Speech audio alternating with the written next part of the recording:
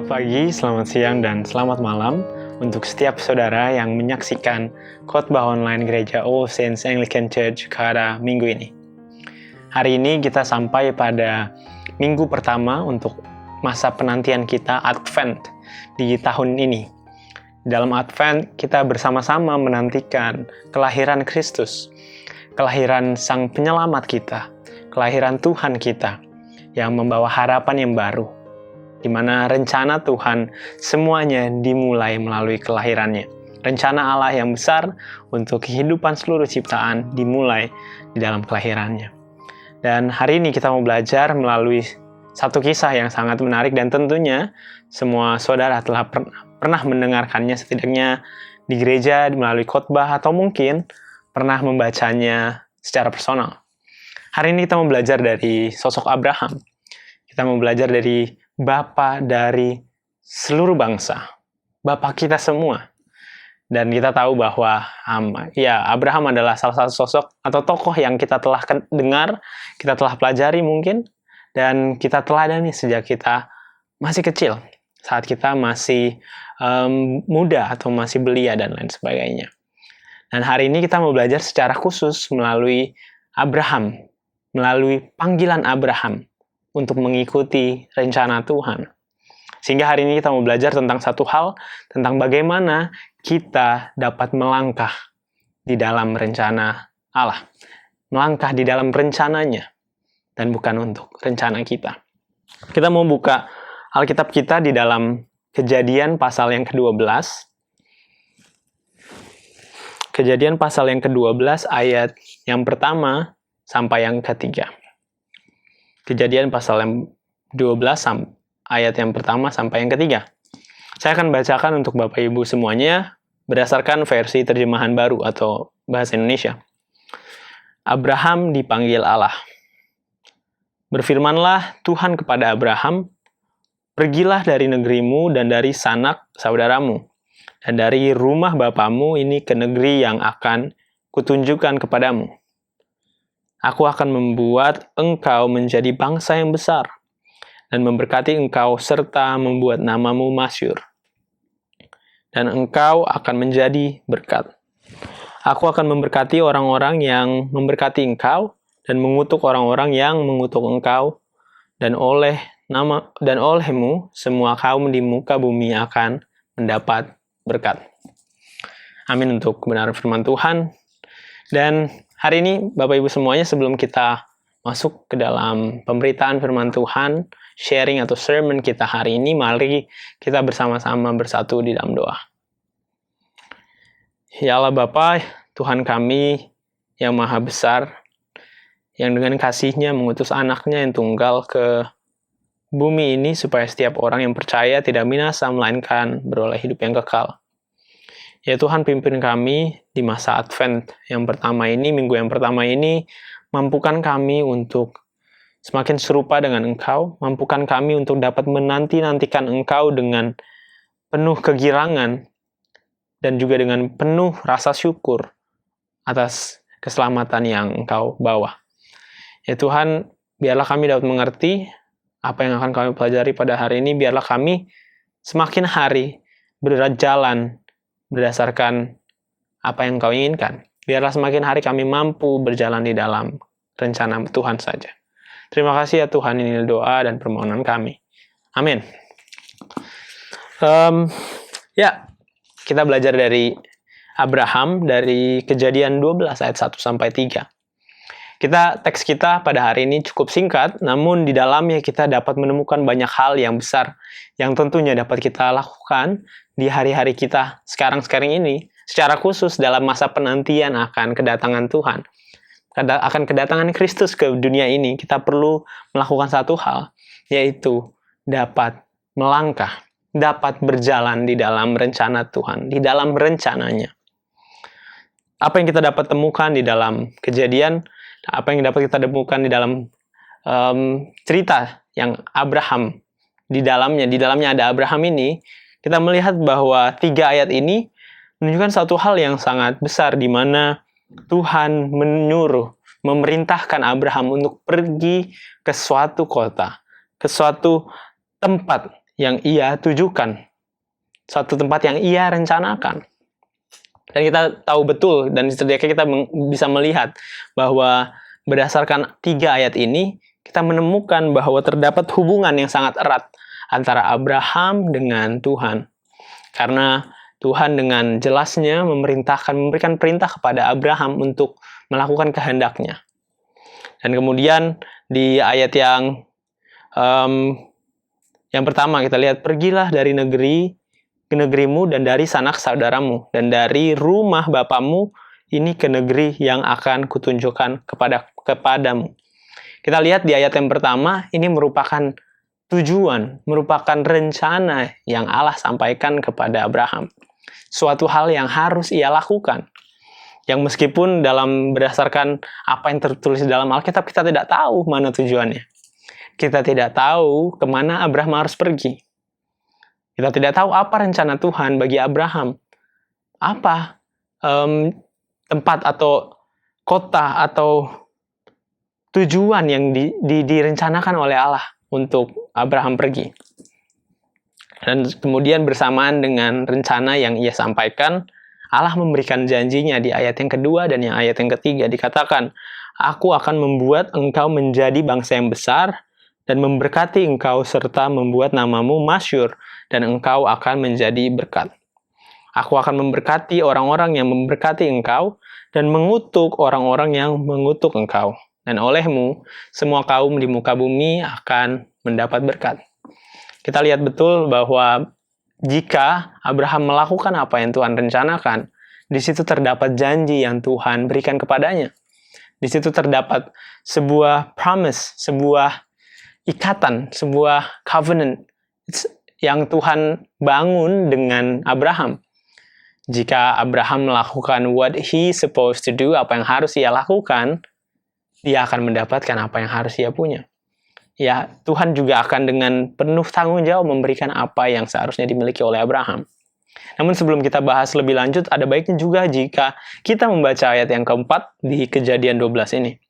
Dikatakan begini, lalu pergilah Abram, yang ya Abraham juga kita bisa panggil karena pada bagian-bagian selanjutnya kita tahu bahwa Abram akan kemudian dipanggil oleh Abraham.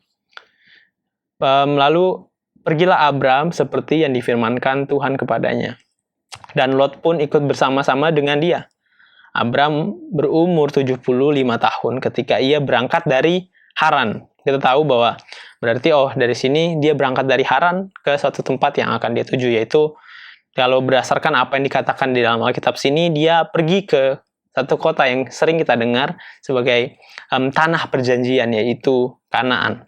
Ayat 5 dikatakan begini, Abram membawa Sarai istrinya dan Lot, anak saudaranya, dan segala harta benda yang didapat mereka dan orang-orang yang diperoleh mereka di Haran. Mereka berangkat ke tanah Kanaan lalu sampai di situ. Ya, sampai di Kanaan. Jadi kalau berdasarkan apa yang kita bisa baca setidaknya melalui perikop ini, apa sebenarnya tanah yang ditujukan, yang ditunjuk oleh Allah pada saat itu kepada Abraham. Dalam hal ini adalah Kanaan.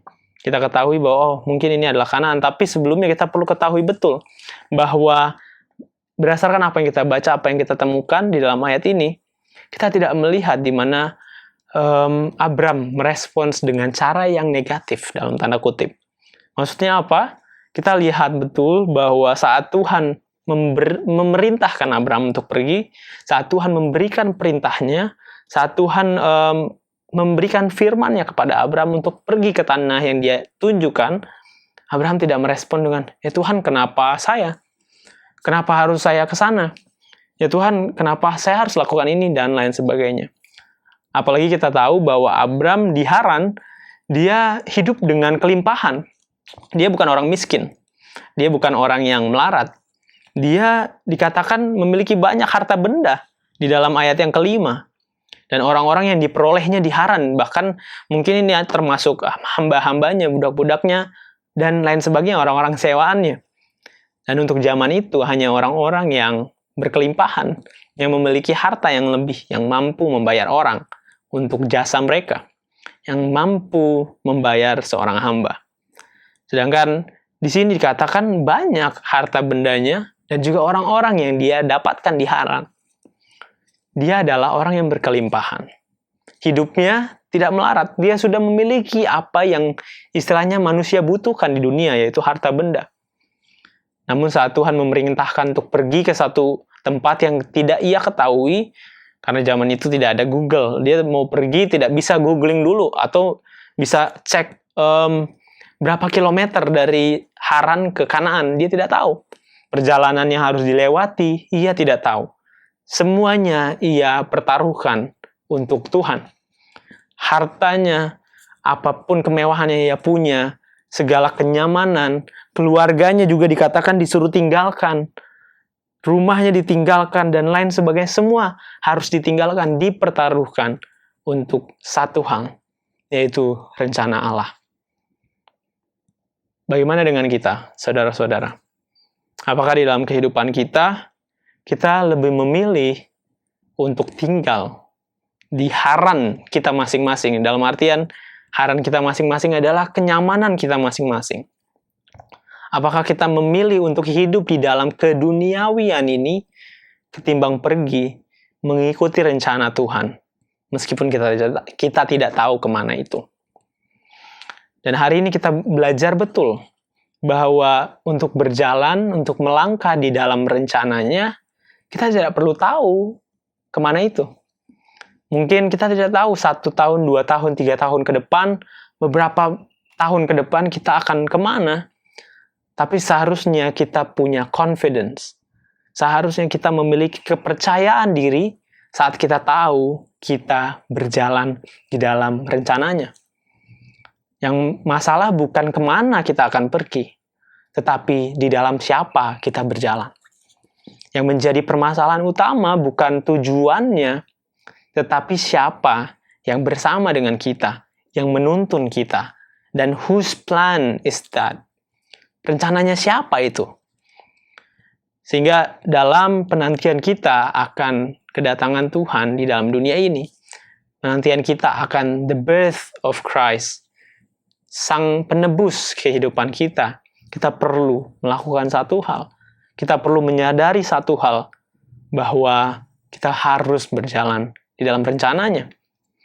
Rencananya seperti apa sih, Ishak?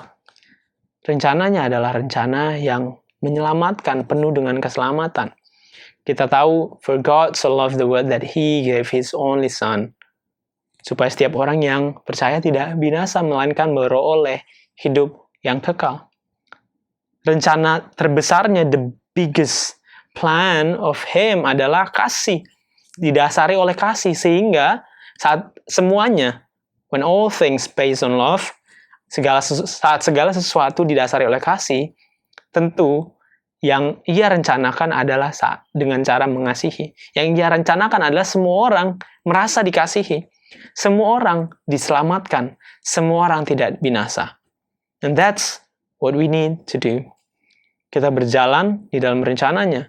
Kita berjalan ke arah Kanaan kita masing-masing, yaitu kehidupan yang kekal.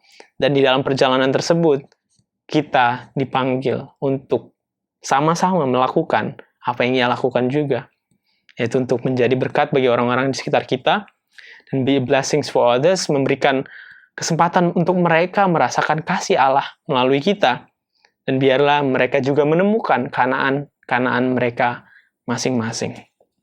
Kita mau buka Alkitab kita lagi di dalam Lukas. Lukas pasal yang pertama ayat 46 sampai 56. Kita lihat di situ terdapat nyanyian pujian Maria. Tapi kita mau memfokuskan diri kita pada hari ini terhadap ayat yang ke-54 dan 55. Dikatakan demikian. Ia menolong Israel, hambanya, karena ia mengingat rahmatnya. Seperti yang dijanjikannya kepada nenek moyang kita, kepada Abraham, dan keturunannya untuk selama-lamanya. Tuhan mengingat segala sesuatu yang ia janjikan kepada kita. Tuhan mengingat perjanjiannya dengan seluruh umat manusia, termasuk kita saat ini. His covenant remain the same. Perjanjian Allah dengan manusia terhadap keturunan Abraham selalu tinggal sama, bahwa ia akan menyertai kita. Ia akan memimpin kita di atas seluruh bangsa-bangsa yang jahat, yang mengutuki kita, dan lain sebagainya. Dan bersamaan dengan itu kita ketahui betul, saat perjanjiannya ada untuk kita, hal yang sama yang dimiliki oleh Abraham juga tetap ada di dalam kita. Apa itu, saudara? Yaitu panggilannya. Kita tahu betul Abraham sebelum diberikan janji-janji tersebut, terutama terlebih dahulu dipanggil untuk melakukan rencananya, untuk berada di dalam rencananya, melangkah di dalam rencananya. Demikian juga kita di masa Advent ini, di dalam pergumulan kita hari-hari ini, perjanjian Tuhan selalu sama. Ikatan yang Ia ciptakan dengan kita selalu sama. But saat kita berbicara tentang covenant, tentang perjanjian, it's not one way relationship, it's two ways. Ini hubungan dua arah. Tuhan memiliki janjinya kepada kita. He do what He need to do. Dan ada satu hal yang perlu kita lakukan, yaitu berjalan di dalam rencananya, mengikuti panggilan dan perintah yang Ia berikan. Mari kita berdoa. Ya Tuhan, di masa penantian terhadap kedatangan Sang Raja, Sang Penyelamat, Sang Kristus itu, mampukan kami untuk berjalan bukan dengan kemampuan kami pribadi, melainkan mampukan kami untuk berjalan dengan kekuatan Tuhan dan di dalam rencana Tuhan saja. Terima kasih Tuhan, kami menyerahkan setiap pergumulan kami, kesusahan kami di dalam Engkau.